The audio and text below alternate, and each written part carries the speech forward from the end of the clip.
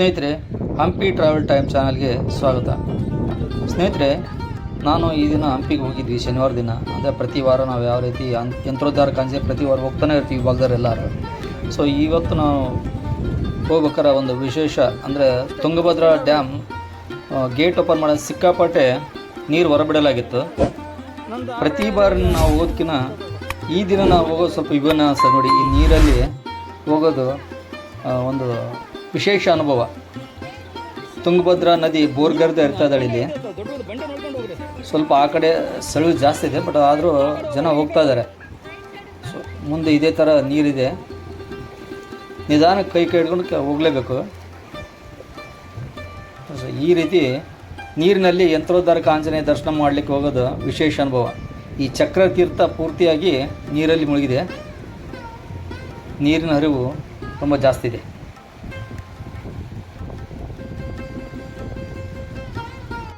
ನಾನು ಈ ಕಂಪಬುಪ್ಪ ಮಾರ್ಗ ಅಂದರೆ ಇದು ಯಂತ್ರೋದ್ಧಾರಕ ಆಂಜನೇಯ ಕೋದಂಡರಾಮ ಸ್ವಾಮಿ ದೇವಸ್ಥಾನಕ್ಕೆ ಹೋಗತಕ್ಕಂಥ ರಸ್ತೆ.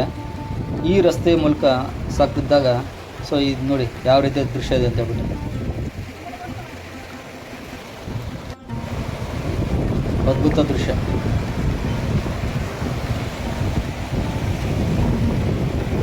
ನೀರು ಸೌಂಡಿಗೆ ಅರ್ಧ ಭಯ ಬರ್ತದೆ. ಸೊ ಇನ್ನೂ ಗೇಟ್ ಓಪನ್ ಮಾಡಿದ್ರೆ ನೀರು ಜಾಸ್ತಿನೇ ಬರುತ್ತೆ. ಆವಾಗ ಇಲ್ಲಿ ನಮ್ಗೆ ಹೋಗಿ ಬಿಡೋದಿಲ್ಲ. ಸ್ವಲ್ಪ ನೀರು ಕಡಿಮೆ ಇದೆ ಅಂತೇಳಿ ನಮಗೆ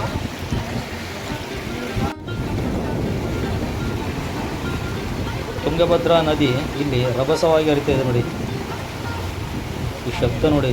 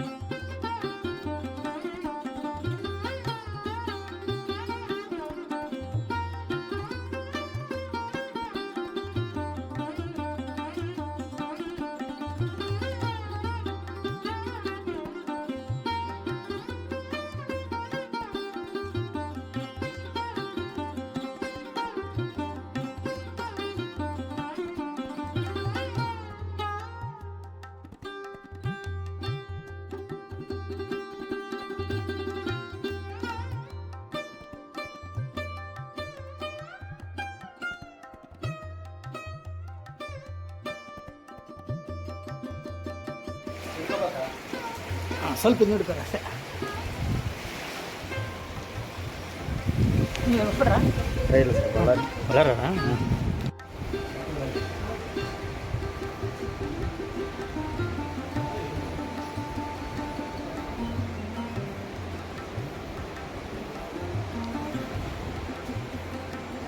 ನೋಡ್ತಾ ಇದ್ರ ಸ್ನೇಹಿತರದು ಚಕ್ರತೀರ್ಥ ಪೂರ್ತಿ ಮುಳುಗಿದೆ. ಸುಮಾರು ಕೆಳಗಡೆ ನಾವು ಒಂದು 15 ಅಡಿ ನೀರು ಹೆಚ್ಚಿಗೆ ಬಂದಿದೆ.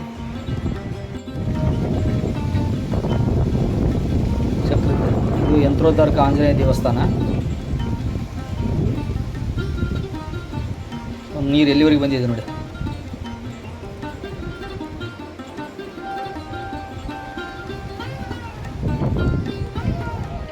ಸಿಕ್ಕಾಪಟ್ಟೆ ನೋಡಿ ನೀರು.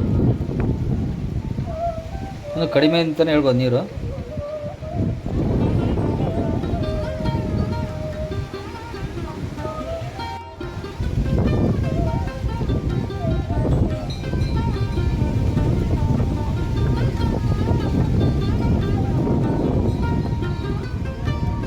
ಇದು ಕೋದಂಡರಾಮ ಸ್ವಾಮಿ ದೇವಸ್ಥಾನ.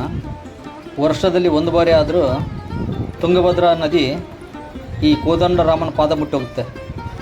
ಪ್ರತಿ ವರ್ಷ ಒಂದು ಸಲ ಆದರೂ ಇದು ನಡೀತೆ. ಸೊ ಇನ್ನೂ ಆ ಲೆವೆಲಿಗೆ ಬಂದಿಲ್ಲ ನೀರು ಮೋಸ್ಟ್ಲಿ. ಸೊ ಇನ್ನೊಂದು 15 ದಿವಸದಲ್ಲಿ ಆ ಪರಿಸ್ಥಿತಿ ಮಾಡಬಹುದು. ಎದುರಿಗೆ ಕಾಣದೆ ಅಂಜನಾದ್ರಿ ಬೆಟ್ಟ. ಆ್ಯಕ್ಚುಲಿ ಒಂದೇ ರೇಖೆಯಲ್ಲಿ 3 ಆಂಜನೇಯ ದೇವಸ್ಥಾನಗಳಿವೆ. ಅಂಜನಾದ್ರಿ ಬೆಟ್ಟ, ಆಮೇಲೆ ಋಷಿಮುಖ ಆಂಜನೇಯ ಮತ್ತು ಯಂತ್ರೋದ್ಧಾರಕ ಆಂಜನೇಯ, ಇವೆಲ್ಲವೂ ಒಂದೇ ಮುಖದಲ್ಲಿವೆ. ದೇವಸ್ಥಾನ ಜನಗಳು ಹೋಗ್ತಾ ಇದ್ದಾರೆ ಯಂತ್ರೋದ್ಧಾರಕ ಆಂಜನೇಯ ದೇವಸ್ಥಾನಕ್ಕೆ. ಬನ್ನಿ ನಾವು ಕೂಡ ದೇವಸ್ಥಾನಕ್ಕೆ ಹೋಗೋಣ.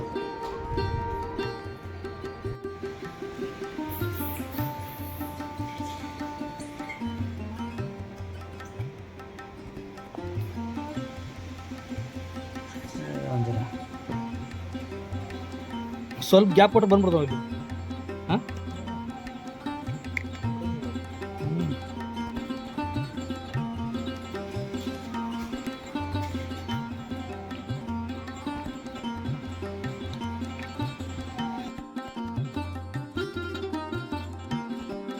ಯಂತ್ರೋದರ್ಕ ದೇವಸ್ಥಾನದ ಚಕ್ರತೀರ್ಥ ಯಾವ ರೀತಿ ಕಾಣ್ತಿದೆ ನೋಡಿ.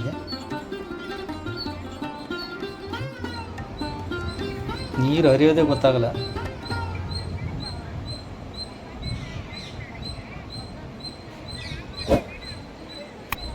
ಇನ್ನೊಂದು ವಿಶೇಷ ಅಂದ, ಈ ಚಕ್ರತೀರ್ಥದ ಹತ್ರ ತುಂಗಭದ್ರಾ ನದಿ ಉತ್ತರ ಕರಿತಾಳೆ. ನಾರ್ಮಲಾಗಿ ಎಲ್ಲ ಕಡೆಯೂ ನದಿಗಳು ಪಶ್ಚಿಮ ಕರೆದ್ರೆ ಇಲ್ಲಿ ಈ ನದಿ ಉತ್ತರ ಕರೀತೆ. ಇಲ್ಲಿ ಬಂದು ಇದೊಂದು ವಿಶೇಷ.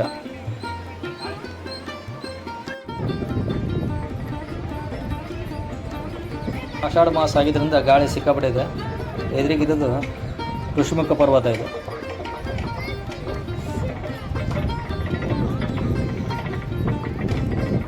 ಸೊ ಇಲ್ಲಿ ಬಂದು ಕುತ್ಕೊಂಡ್ರೆ ಟೈಮ್ ಹೋಗಿದ್ದೇ ಗೊತ್ತಾಗಲ್ಲ.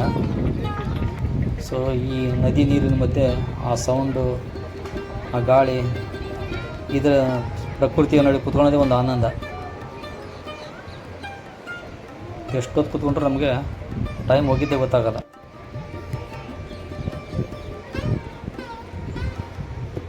ಈ ಸ್ಥಳದಲ್ಲಿ 2 ಗಂಟೆ ವಿಶ್ರಾಂತಿ ಪಡೆದು ಮತ್ತೆ ನಾವು ವಾಪಸ್ಸು ಹೊಸಪೇಟೆ ಹೊರಟೆ.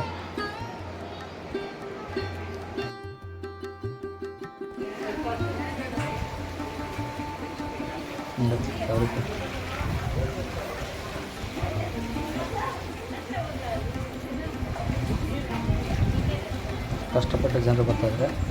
ಸೊ ಈ ರಸ್ತೆ ಬಂದಾಗಿರೋದ್ರಿಂದ ಮೇಲೆತ್ತಿ ಬರಬೇಕು. ಇದು ನಾರ್ಮಲ್ ರಸ್ತೆ ಇದೆ, ಇಲ್ಲಿ ಬಂದಾಗಿದೆ ಪೂರ್ತಿ.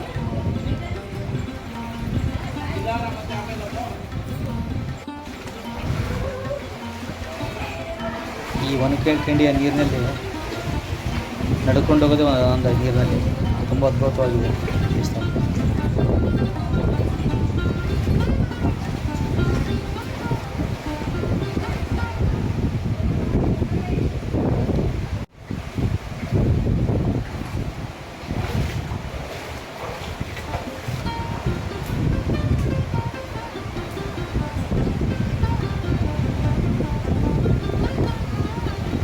ನೀರಿನ ರಭಸ ನೋಡಿ ಇಲ್ಲಿ ಯಾವ ರೀತಿ ಇದೆ.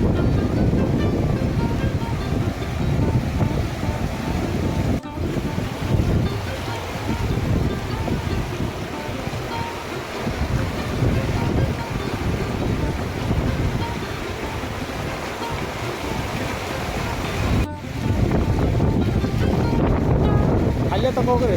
ಇಲ್ಲಿ ನೋಡಿ ನೀವು, ಇದು ವಿರೂಪಾಕ್ಷ ದೇವಸ್ಥಾನ ಮುಂದೆ ನೀರು ಹರಿತಕ್ಕಂಥ ದೃಶ್ಯ ಇದು. ಹಂಪಿ ವಿರೂಪಾಕ್ಷ ದೇವಸ್ಥಾನ ಮುಂದೆ ಸ್ನಾನಘಟ್ಟ, ಇಲ್ಲಿ ನೀರು ಹರಿತಿದೆ ಯಾವ ರೀತಿ ಅಂತ ನೋಡಿ.